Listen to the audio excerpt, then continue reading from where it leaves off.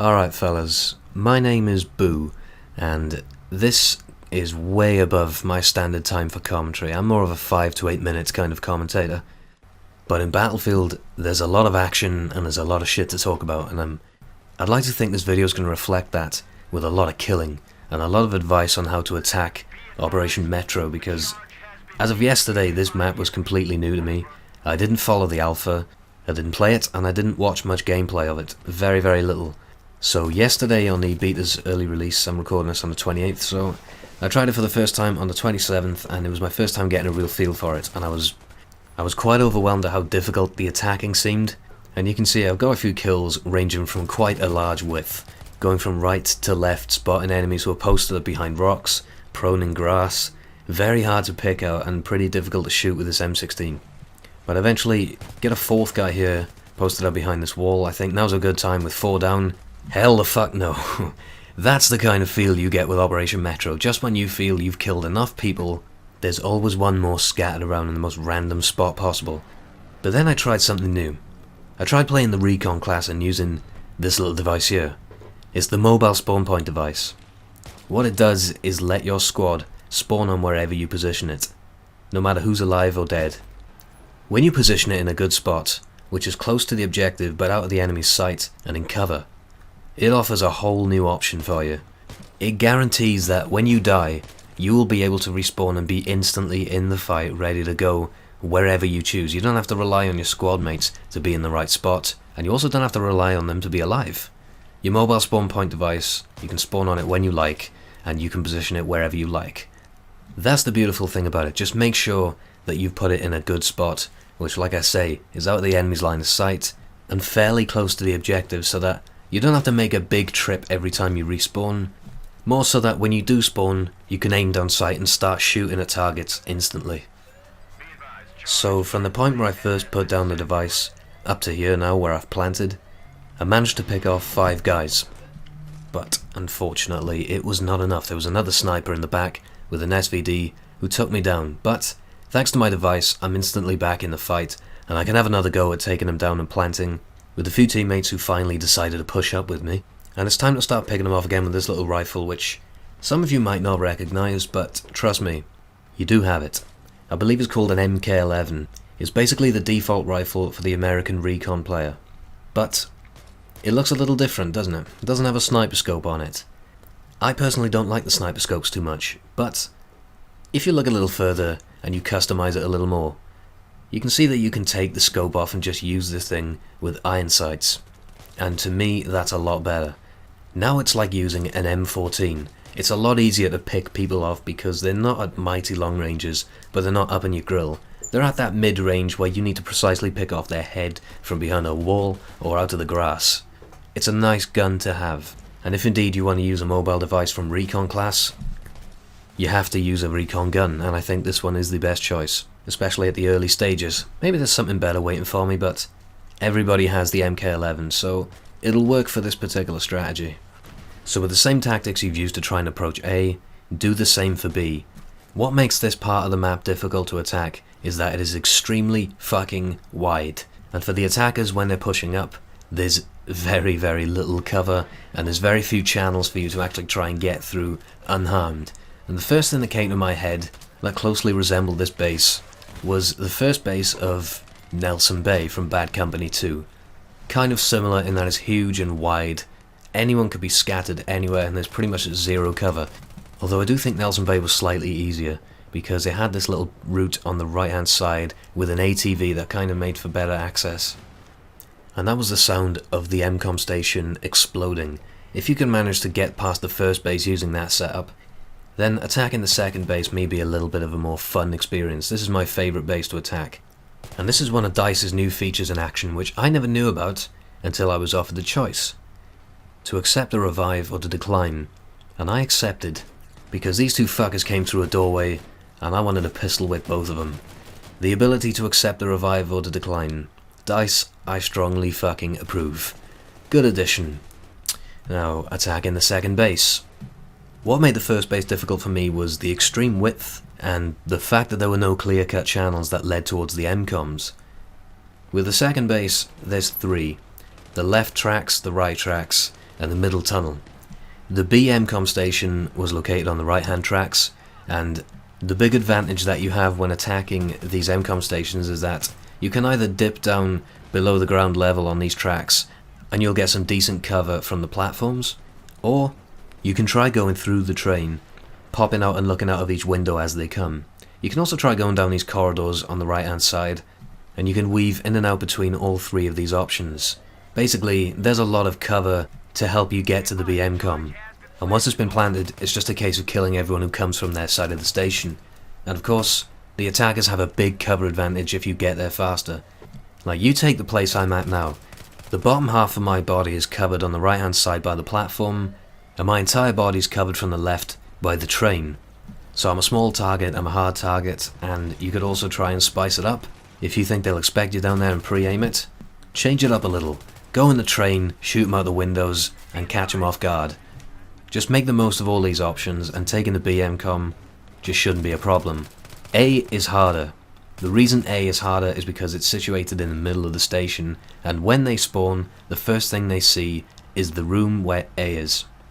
So getting there, unchallenged, is difficult.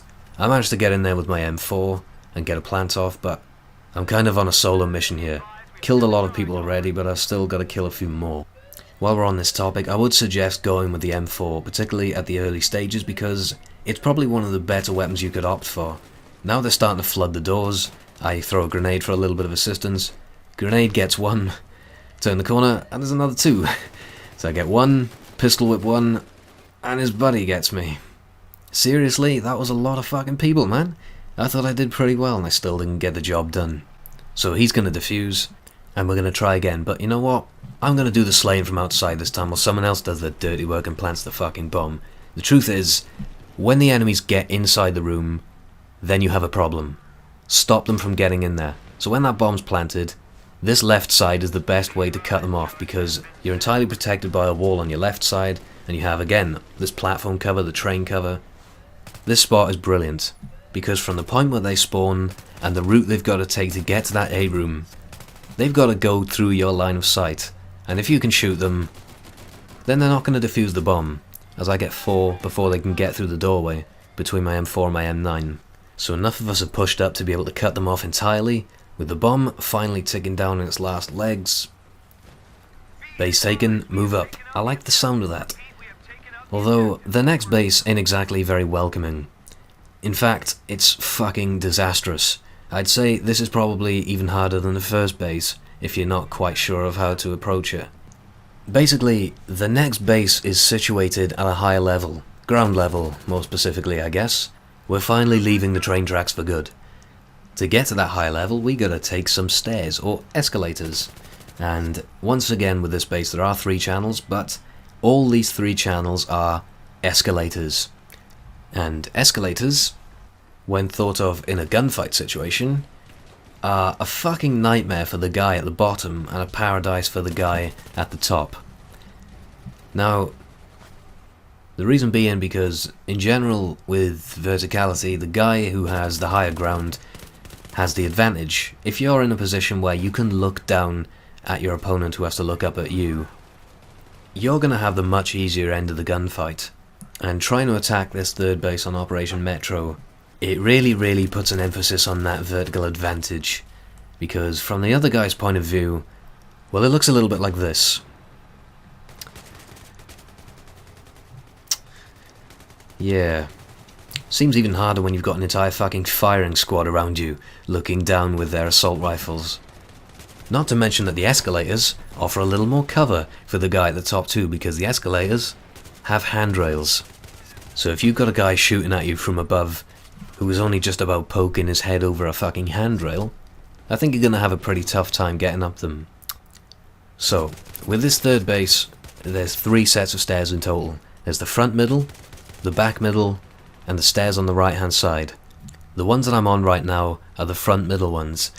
These are the worst to try and get up and run away from, but if you want to try and slay the guys as they come out their spawn, these are probably the best option.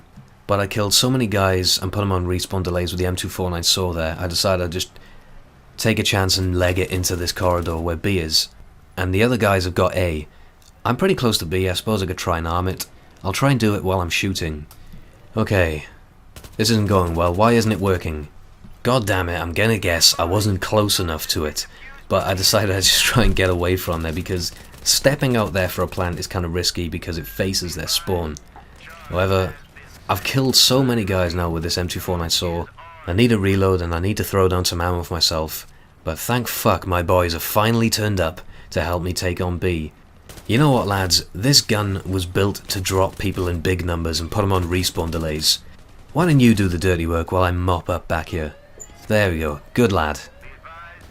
I finally need to drop down some ammo. Thankfully the support character can wield a big ass gun and infinite ammo. That's a pretty nice combo. So with Agon and B ticking, it's time for me to get back out there and just see that this bomb gets blown up. And if it wasn't clear already, my advice for this base is to bring along a big gun that can drop people, because the worst thing that can happen is they all come out their spawn and flood the top of the stairs, making it impossible for you to get up there yourself. The M249 saw is a good choice for this because it can kill a guy and another and another and another and another and probably another 20 after that, because it's got that many fucking rounds in it. You need infinite fire, you need them on respawn delays, and you need to push up and stop them from flooding out. And if indeed you manage to make it to this last base on Operation Metro, first of all, well fucking done, and second of all the enemies have spawned and they're all taking over the apartments. The last base, in summary, looks like a big blue building which all the enemies spawn in front of, a courtyard in front of it with a couple of bomb sites there, and then 2 big apartment blocks like this one. When they spawn, they're gonna come in here and come in the windows. Get in there, get the fuckers out of there, get your mobile devices down so that you can spawn in here, and get your squads taken over them so that you can shoot out of the windows and suppress them as they spawn by the courtyard. And then once they've been cleaned out, the rest of your squad can come in, happy as Larry, get any stragglers, and they can start setting up, and then they can look across to the other apartments for intruders, such as this guy. Get the fuck out so that my team can go in there. Now if you can get 2 sets of people from your team set up in each of these apartments to look over this big ass courtyard, feel free to jump out yourself and go and clean them out off the streets. Now you're about to go in this big ass death trap called the courtyard. You've got to go there because there's an MCOM there that needs to be blown up. You see that big blue building over there? They're going to spawn around and in front of it. If you can kill a couple of guys from behind that wall, and then you can push down the stairs onto the road. When you're on the road, you're fairly safe because there's a lot of cars, buses and stuff like that for you to take cover behind, and then you can get the MCOM planted. Afterwards, you could try and be creative and hop in this grass here, waiting for someone to come along and defuse. Or if you're very, very brave, you could go up the stairs more towards their spawn area. You can't go too far in because you'll be breaching the combat area restrictions. But you want to stop them from flooding out of their spawn and getting to the MCOM, you may have to do something like that. The key is to take over those 2 apartment blocks. When you've got your guys in there, have them look over the street, over the courtyard, towards their spawn and suppress them, so that then you can push out, plant MCOMs and defend them, and you've won Operation Metro attacking. They can be pretty tough on the attackers, but it's not impossible. You just gotta have the right strategies, and this, after a day of playing the beta, that's what I seem to think works best. I hope you enjoyed, and goodbye for now.